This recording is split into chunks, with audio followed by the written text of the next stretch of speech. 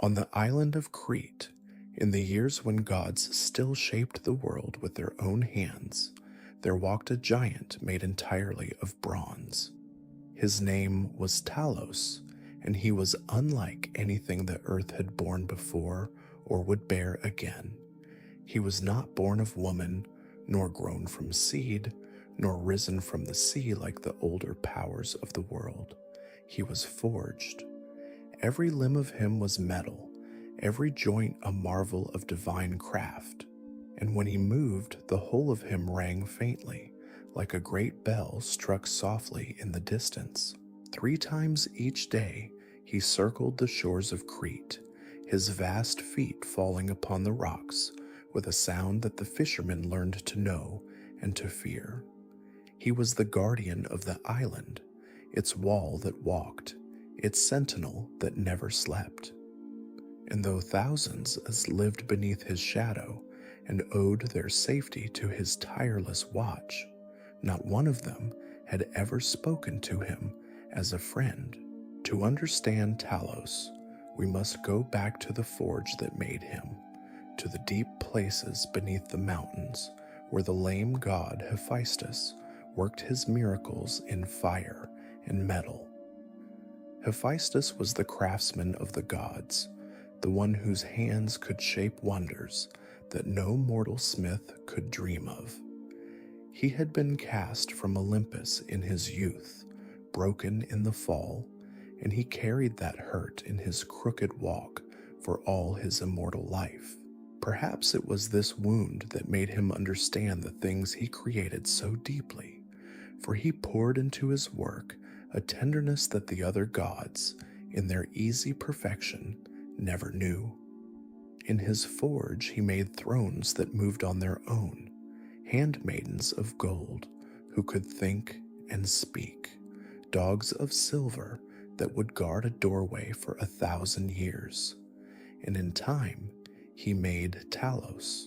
The bronze giant was shaped from a single great pouring of metal, his body seamless and gleaming, his face cast in an expression of calm and distant watchfulness. But bronze alone does not move, and metal alone does not live. So Hephaestus gave him something more. Within the body of Talos, the god placed a single vein, one slender channel that ran from his neck down through the whole length of his frame to a point above his ankle, and through this vein flowed ichor, the strange and luminous fluid that runs in the bodies of the gods themselves, the substance of divine life. It was the ichor that animated him, that gave warmth to the cold metal and motion to the still limbs. At his ankle, where the vein ended, the opening was sealed with a single bronze nail, a small pin no larger than a man's thumb, and this alone held the life within him. So it was that the mightiest guardian in all the world, the giant of unbreakable bronze, carried his one weakness in the most humble of places, sealed by the smallest of things. When Talos was complete, Hephaestus gave him as a gift. Some say he gave him to Zeus, the king of the gods, who in turn gave him to Europa, the woman he loved, to keep her safe upon the island of Crete.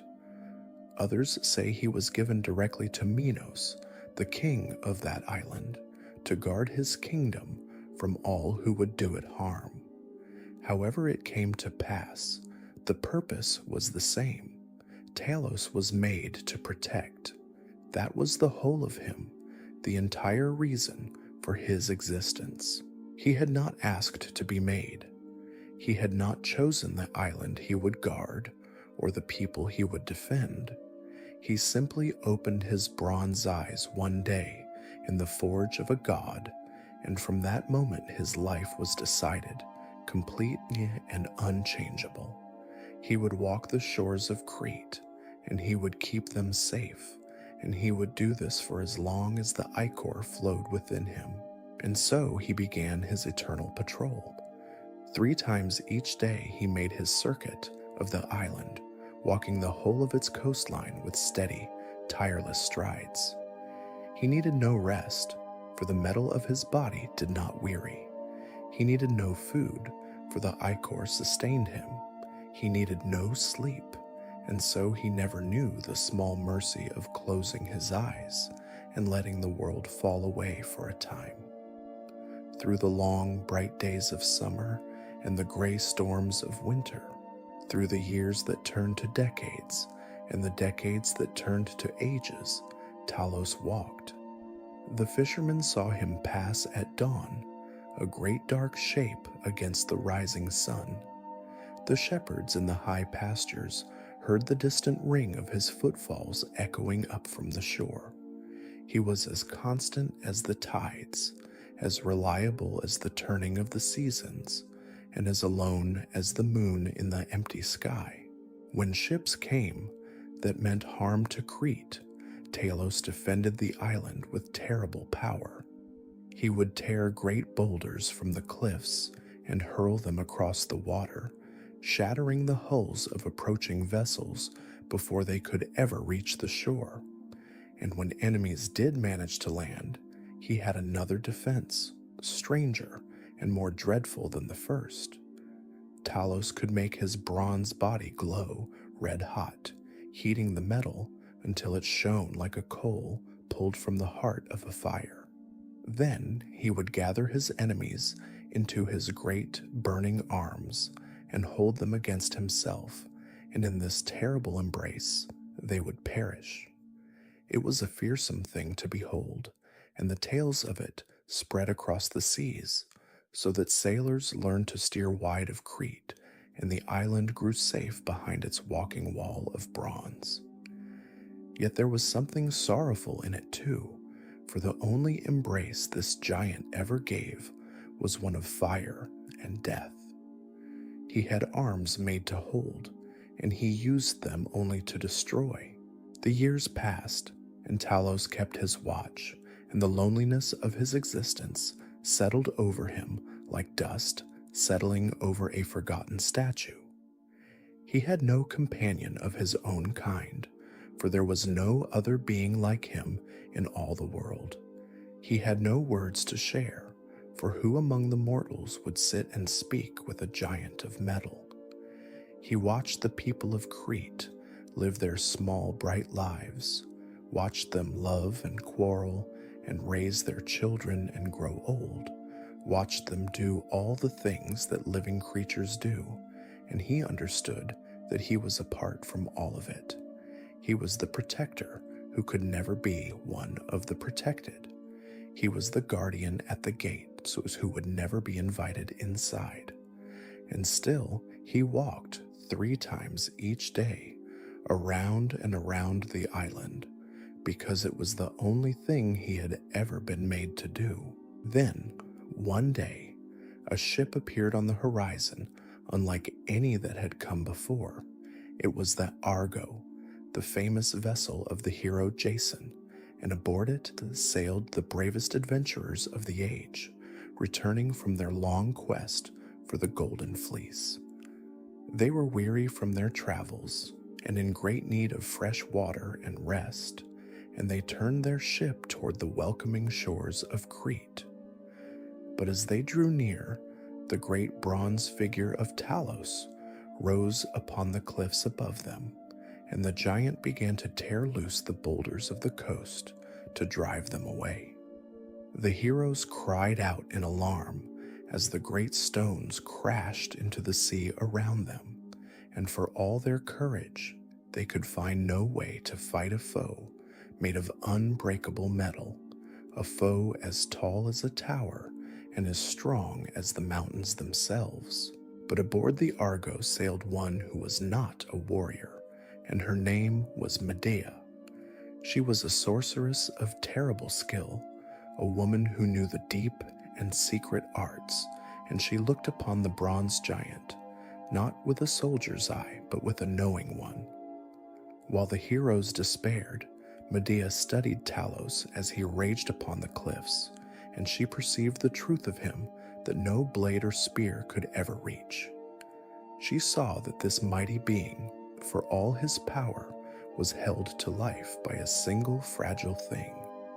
She saw the vein, and she saw the nail that sealed it, and she understood that the giant who could not be broken by force might yet be undone by cunning. Medea called out to Talos across the water, and she wove her voice with enchantment, soft and sweet and full of promises. She spoke to him as no one had ever spoken to him in all the long ages of his watch. She told him she could make him immortal, truly immortal, free at last from any fear of ending. She told him she could give him what no god had given, that she alone could grant him rest. And Talos, who had walked alone for longer than memory, who had never once been offered anything in all his existence, who had never been spoken to with kindness or with the promise of release, Talos paused upon the cliffs and listened. Whether he believed her, or whether some part of him simply longed so deeply for an end to his endless walking that he could not turn away, no tale can say. But he came down from the heights, and he let the sorceress approach, and in doing so, he placed his strange trust in the only being who had ever offered him anything at all. Medea worked her magic upon him then. Some say she lulled him into a kind of waking dream, clouding his bronze mind with visions. Some say she simply drew near while his guard was lowered and reached for the one place where he could be undone. However it was done, her hand found the bronze nail at his ankle, the small, humble pin that had held the divine life within him through all the long years, and she drew it out. For a moment, nothing happened, and then, from the opening, the ichor began to flow. The luminous fluid that was his life, the gift of the god who had made him, ran out from the wound like molten metal, like the slow pouring of liquid fire, spilling down onto the rocks of the shore. Talos felt the strength leaving him. He felt the warmth that had animated his bronze body for so long beginning to fade. His great limbs, which had carried him around the island 3 times each day for an age beyond counting, grew heavy and slow. And then, for the first time in his entire existence, the bronze giant stopped walking. The endless circuit was broken at last. The tireless feet that had never once known stillness came to rest upon the stone. The ichor ran out of him and pooled bright upon the shore, and as it did, the great metal body that had stood as the wall of Crete began to topple. He fell slowly, as great things fall, and when he struck the earth, the whole island seemed to ring with the sound of it, one final note from the bell that had tolled across the shores for so long. And then there was silence. The bronze giant lay still beneath the open sky, and for the first time since the day he had opened his eyes in the forge of a god, Talos was at peace. The watch was over. The walking was done. The thing that had been made for one purpose and had known nothing else was finally, at the very last, allowed to rest. The heroes of the Argo took their fresh water and sailed away, and the tale of how they passed the bronze guardian of Crete became one more story added to their legend. But there is another way to remember Talos, gentler than the tale of his defeat. He was a being who never chose his own making, who never asked for the burden he was given, who served faithfully and tirelessly a people who never loved him, and who walked alone through the long years without complaint and without reward. He guarded an island he could never belong to.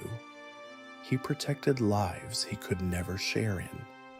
And in the end, the only mercy ever shown to him came disguised as his undoing. Perhaps that is its own kind of grace. Perhaps the bronze giant, laid down at lest upon the shore he had circled for an age, found in his stillness something he had never been permitted in all his tireless life. And the tides came in around him, soft and constant as they had always been, and the island of Crete kept its quiet, and the great bronze guardian rested beneath the turning stars, his long watch ended, his burden set down, still and silent and finally free.